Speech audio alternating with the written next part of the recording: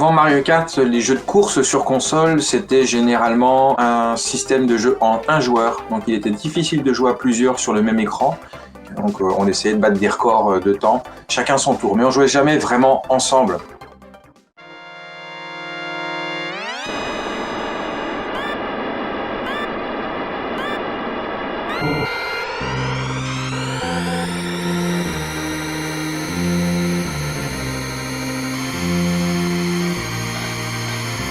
Ils souhaitaient faire un F-Zero qui est un jeu de course très rapide, mais 2 écrans. Sauf que la console n'était pas assez puissante pour gérer 2 joueurs en même temps. Et donc la vitesse de défilement des véhicules était divisée par 2. C'est là qu'ils se sont dit, bon ben on peut plus utiliser des véhicules qui vont très très vite et on va plutôt faire un jeu avec un kart. Nous sommes en direct du Grand Prix Super Mario Kart, une course délirante où l'on peut jouer à 2 avec 2 écrans séparés.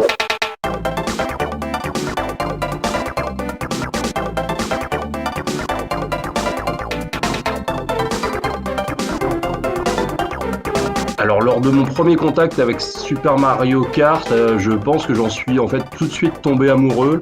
Il a su apporter tout un côté ludique avec justement voilà les objets, les personnages de l'univers Nintendo, tout ça associé à l'exigence du jeu et au fait que c'est le Mario Kart le plus exigeant en termes de maniabilité. Et en fait pour finir le jeu premier en 150cc par exemple, il fallait vraiment s'y coller et avoir un grand nombre d'heures de vol au compteur parce que c'était compliqué. Donc à la fois cette exigence et ce côté fun ont fait que c'était vraiment super addictif et qu'on pouvait y passer des heures et des heures et des heures et ne pas s'en lasser.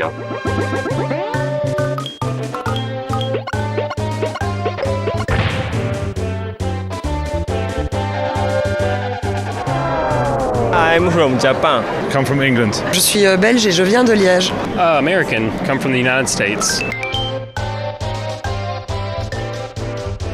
Une compétition de Super Mario Kart, notamment voilà le championnat du monde qui a lieu tous les ans, c'est une compétition un petit peu particulière dans le milieu sportif ou e-sportif. C'est vraiment une ambiance bon enfant.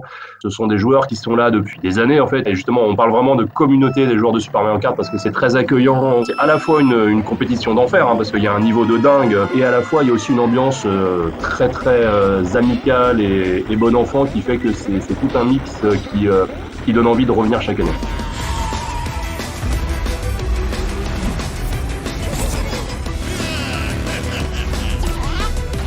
Quasiment tous les gros éditeurs de jeux vidéo ont essayé de faire leur Mario Kart avec leurs propres héros.